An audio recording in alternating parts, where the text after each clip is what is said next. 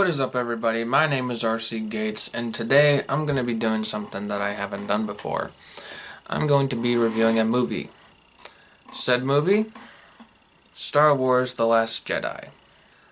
Now, for those of you who have not seen the movie, I'm going to let you know right now there are going to be spoilers throughout this review. So, if you have not seen the movie, please do not watch this review if you want to go in raw and unspoiled. That being said, Star Wars: The Last Jedi, I've been looking forward to watching for the past 2 years, ever since The Force Awakens came out. I enjoyed The Force Awakens whenever it came out, mainly because it gave me a taste for new characters in the mythos, and it also gave me a good nostalgia trip. Being able to see Luke, Leia, Han, Chewie, all of those characters back on the big screen. That's all fine. That's all great for any Star Wars fan out there. Now, it made me really enjoy The Force Awakens. Coming out of The Force Awakens, I had more questions than answers. Mainly, who is Snoke? Why does Kylo Ren a pussy bitch? And who is Rey? This movie tends to answer some of those questions, but it leaves other ones hanging, or it just doesn't answer them in the way that I would have wanted to see them be answered. My general thoughts on The Last Jedi are that while it is a Star Wars movie, it is heavily flawed. It's good, but it could have gone with some better script writing. It could have gone with some better storylines. Some of the stuff in this movie just does not make sense. In fact, most of the movie could have been avoided if there was actual communication between the characters. You'll see exactly what I mean whenever you watch the movie. The resistance leaders are not the resistance leaders that you've seen in episodes 4, 5, and 6. They're not a cohesive unit whatsoever. And the amount of incompetence that is shown by these leaders, it only serves to make the characters that they've already brought into the mythos, like Finn and Poe, it makes them seem like uncaring idiots. In this movie, if the resistance leaders and Finn and Poe actually communicated, dozens, if not hundreds, of lives could have been saved. And you'll see exactly what I mean when you watch the movie. Another part of this is the questions that were left unanswered after The Force Awakens. If you're going into this movie expecting good answers, you're going to be sorely mistaken. I guarantee you that. Like I said, the answers are either ones that you don't really want to hear, or they're just not answered at all. Now, there were also some questionable choices by Rian Johnson, the director, and I don't know why he made these choices, to be honest. Some of the stuff that he does with these characters, it just makes the entirety of The Force Awakens seem completely pointless. And I don't know if he's doing that to spite J.J. Abrams, or if he's just trying to go with his misguided notion of, I'm not kidding you one bit, this is a line in the movie, let the past die, kill it if you have to. Take that as you may, because it is quite literally what's happening in this movie. Now, onto the stuff that I did like about the movie. The cinematography was great. Every time there was a shot in space, I thoroughly enjoyed it. I could totally see the spaceships flying around there, and they looked 10 times better than the ones that were flying around in the original trilogy. Heck, they were even better than the ones that are flying around in the prequel trilogy. Everything in space was amazing, and I thoroughly, thoroughly enjoyed them. Secondly, they also brought back a character from the original trilogy and the prequel trilogy. I'm not going to say who it is, but it is exactly how you would picture this character coming back and interacting with who he interacts with. It's pretty much if you took a scene from The Empire Strikes Back and you put it into a movie from 2017, bringing back a character that is beloved by everyone. It it made me chuckle a bit watching it come on the screen, and it was hilarious to watch, even if it was even just for a short couple seconds. They even brought back the original actor for it, and it was great. Another thing that I liked, how Luke and Rey interacted. Luke obviously doesn't want to be teaching another person who is going to very likely turn to the dark side, and he lets her know it.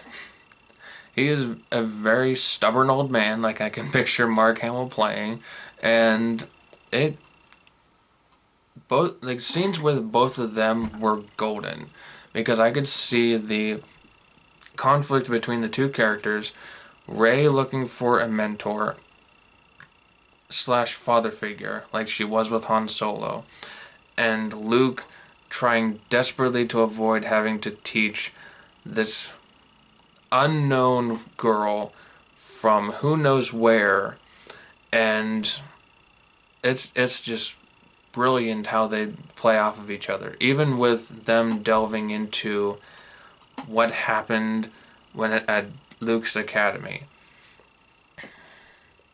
That was something that I wish could have been fleshed out a bit, even more so.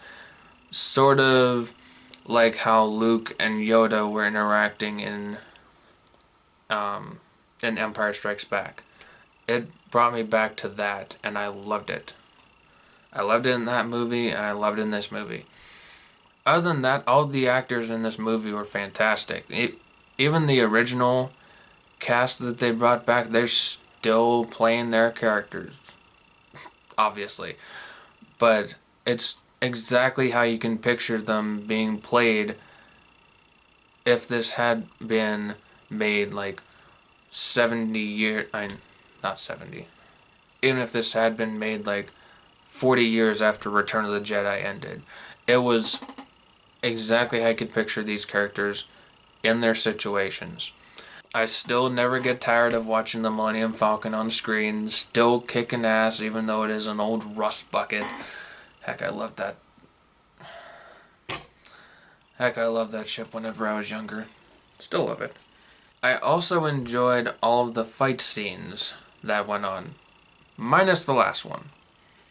And you'll see why whenever I give my spoilers. I enjoyed the fight scene in Snoke's throne room. It's one that you've seen the beginning of it in the trailers. Whenever Snoke is using one of his force powers on Rey.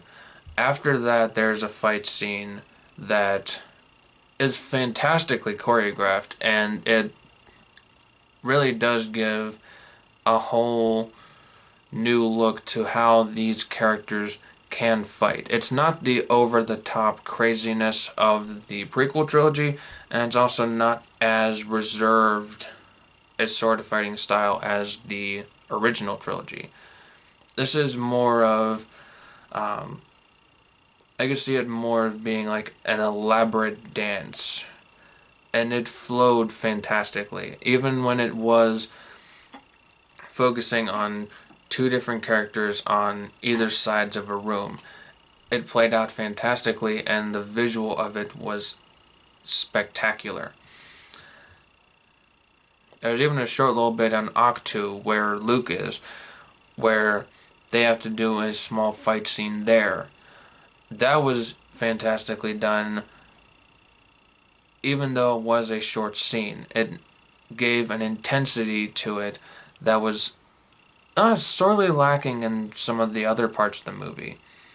That being said, this movie is still flawed. I can't really get into much more of that in this little bit because a lot of it does relate to other parts in the movie, and I can't really get into it without spoiling it.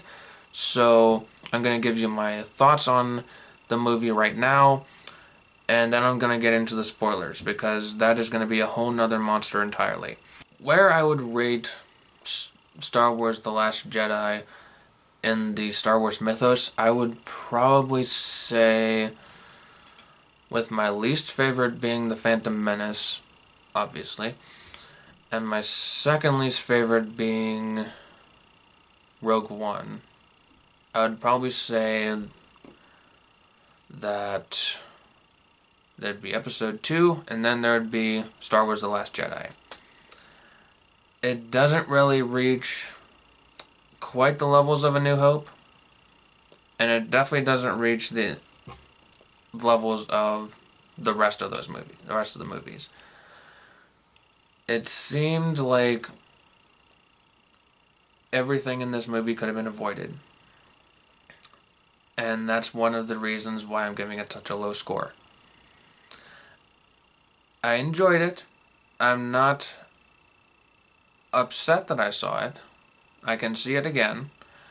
But let's just hope that J.J. Abrams can make Episode 9 much better than this one. Alrighty. Now, let's go into the spoiler section. Alrighty. Before making this review, I spent a lot of time on the web searching out for what other people thought of this movie, because surely I couldn't be the only one that didn't think that it was the sacred ground of Star Wars. And I wasn't the only one. A lot of people had problems with this movie, and surprisingly, at the time of this review, it actually has a couple points less on Rotten Tomatoes than Justice League, which is surprising because DC has not been getting good reviews for their movies. This movie was a disappointment because fans wanted answers. Do you want to know the answers to who Snoke is or who Rey is? I'm going to give them to you right now. Snoke, no one knows.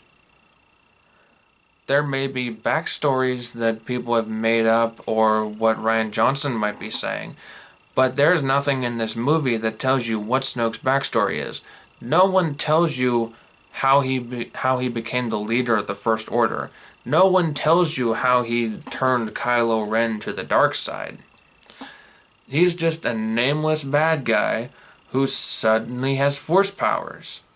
No one working on this movie gave any thought to what Snoke was. He was the big shadowy figure in The Force Awakens who no one knew what he was. He was supposed to be the most powerful being that was going up against the Resistance. There's nothing of that in this movie, and I'm going to tell you right now, he dies by Kylo Ren's hand. He dies in this fucking movie. You're really going to put pansy-ass bitch over Mega God,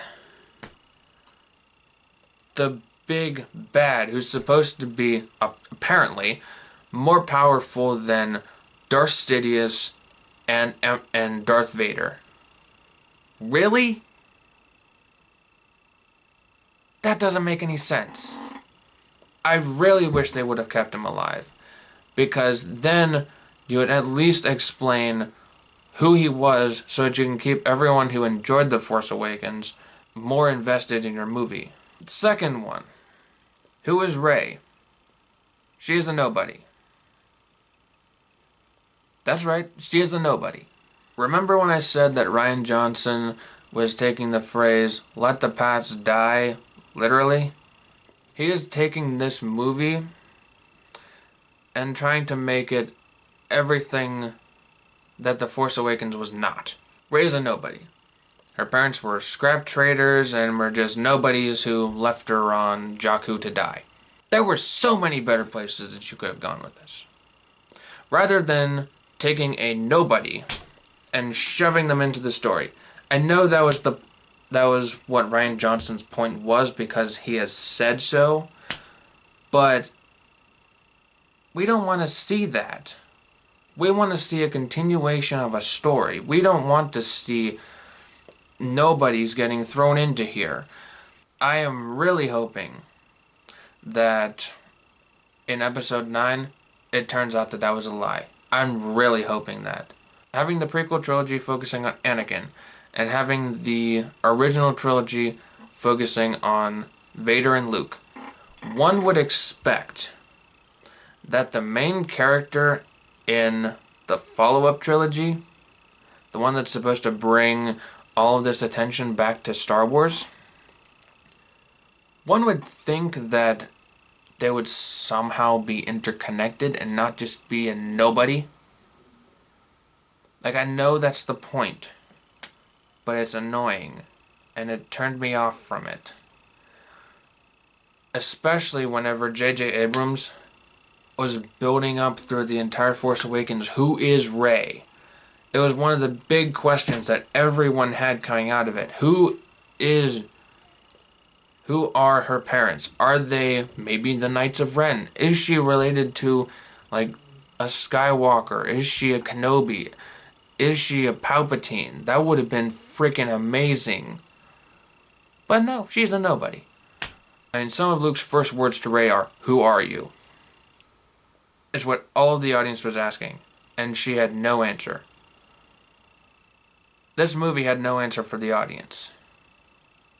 At least none that they wanted. Another thing that came about in this movie, it was whenever I said that everything in this movie could have been avoided, it's true. In a space battle with Kylo Ren and one of the Resistance ships, Kylo Ren goes like he's going to be blowing up the ship, but he hesitates, and the fighters flanking him blow up the room with Leia inside. She's out in space, and she suddenly flies back into the room with her force powers, which it was weird to watch, but whatever. I can do without it. It's a force power. It didn't really affect my movie-going experience, so I can let that slide. But the Resistance has to hospitalize Leia because obviously she's been out in space. And the person that is put in charge doesn't communicate her plan with anybody, leading Poe, Finn, and a new character, Rose, to sort of enact their own plan, which takes up a good 45 minutes at least of the movie that could have been avoided. Everything on Canto Bight, this whole new casino planet, which just looks like a freaking island. It's pretty much Tortuga from Pirates of the Caribbean. Everything there could have been avoided. They wouldn't have had to go and get Benicio del Toro's character. I think he's called DJ, but they never actually say it in the movie. He's just a code breaker. They would have never had to go to get him. They never would have had any problems with the mutiny that comes about through Poe Dameron, and everyone would have survived. Maybe there would be a couple casualties, but mostly everyone would have survived. It's all down to their own stupidity, and for a Resistance that's going up against a very powerful First Order, communication has to be a priority.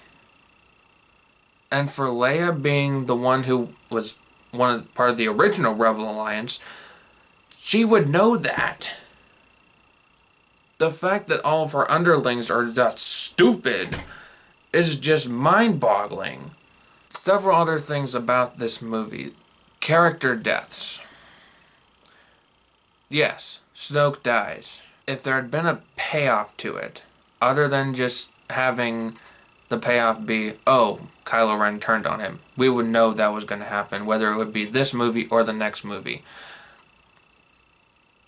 If there had been an actual worthwhile payoff other than that, like maybe, oh, it's another hologram, he's not really on the ship, he's just somewhere else, that would be worth it.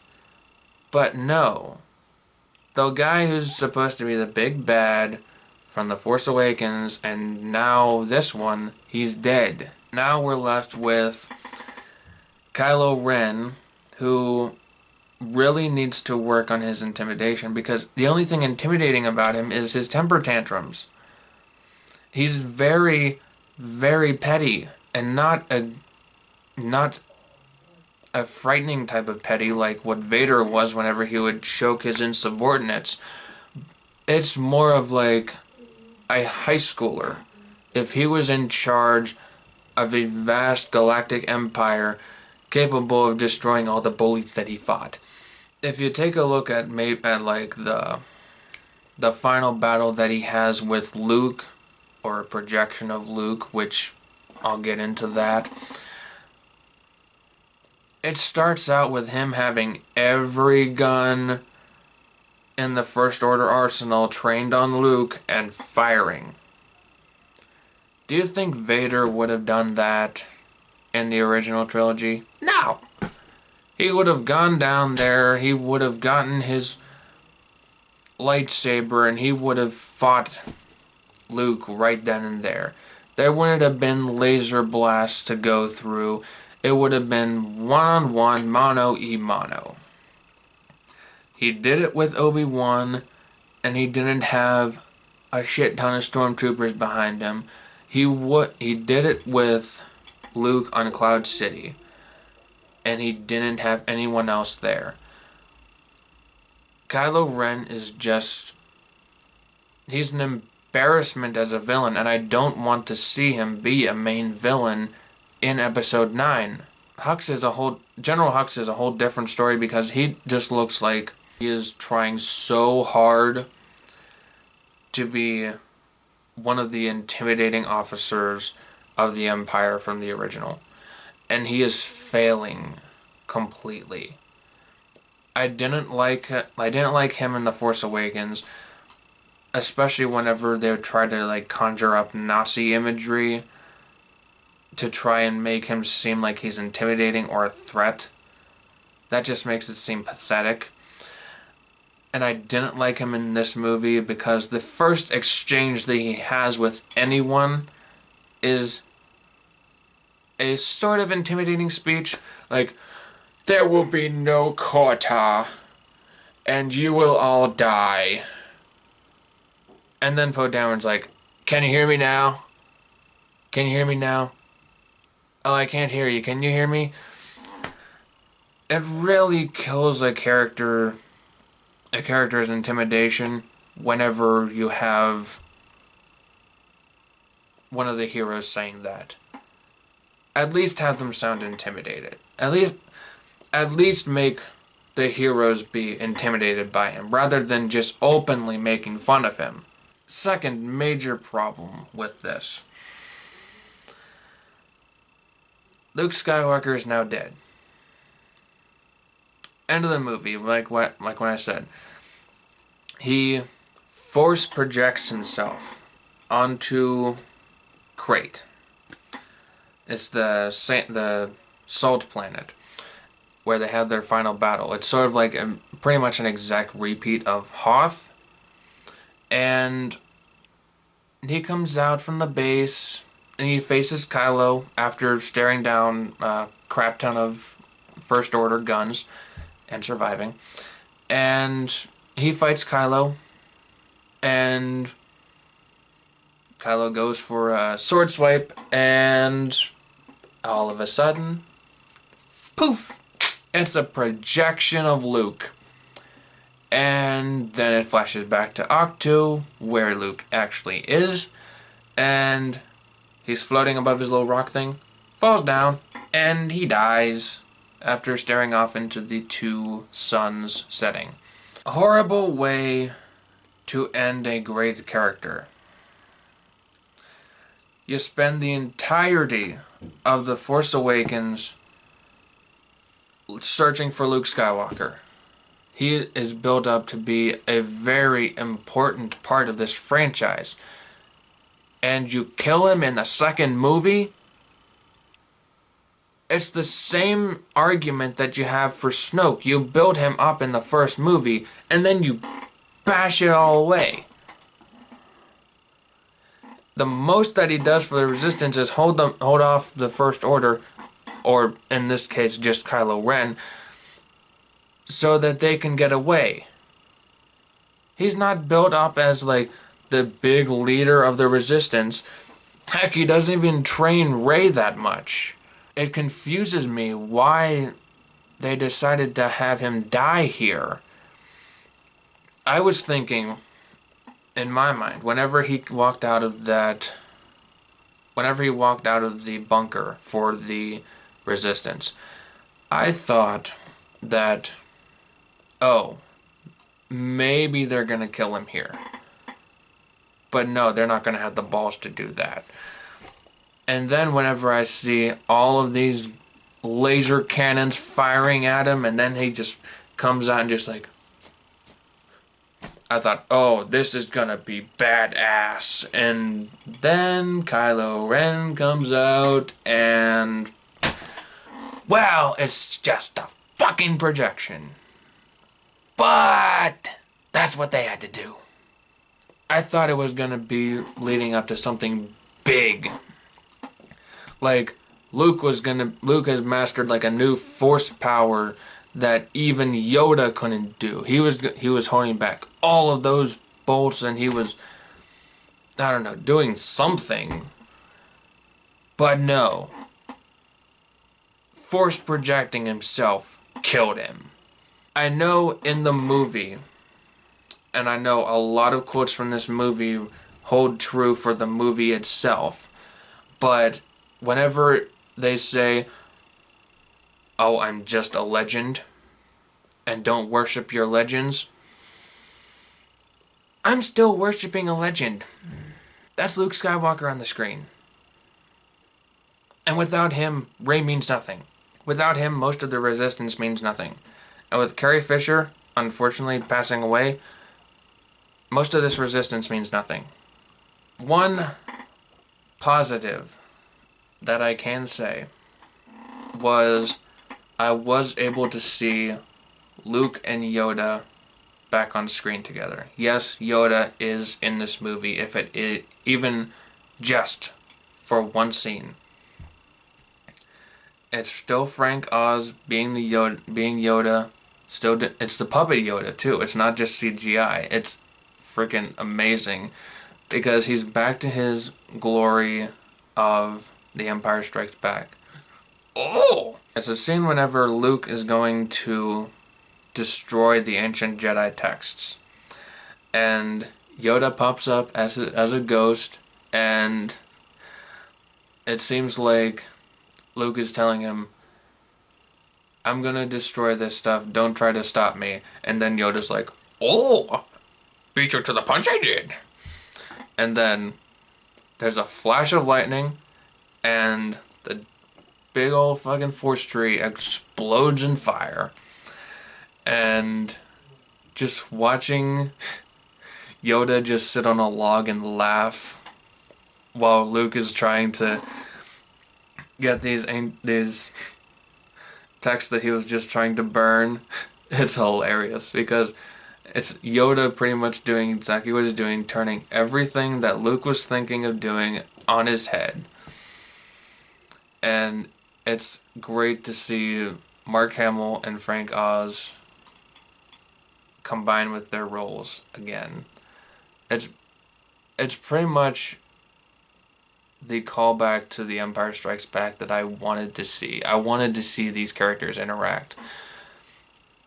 This is something that I got the same feeling in The Force Awakens whenever I saw Han and Chewie coming back into the Millennium Falcon for the first time and saying, Chewie, we're home. I got the chills, and it sounded and looked amazing. It's exactly how I could picture it. I do have to commend them for that. They did give me the right feelings of nostalgia with that. But other than that, there wasn't really much to go on.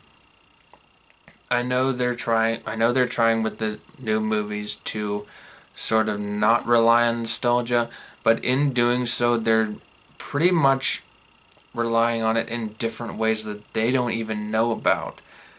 If you look at this movie and you say that it's not a retread of The Empire Strikes Back, you'd mostly be right. But look at it this way. Instead of looking at just The Empire Strikes Back, look at the entirety of the original trilogy. Luke dying to delay the villain. A New Hope. Ben Kenobi dying to delay the villain. The ending scene where they're going against these AT-AT lookalikes. Pretty much the exact same thing happened at Hoth, and it ended with the base being destroyed. The Millennium Falcon flying through a crap ton of very closely connected little caves.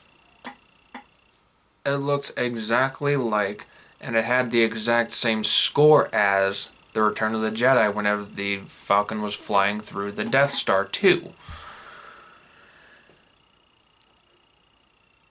Looking at every part of this movie, you can see where they're taking it from. And having Rian Johnson saying that, oh, we're not going to be taking solely from The Empire Strikes Back, it's sort of insulting to a Star Wars fan's intelligence to say that and then to be taking from everything else.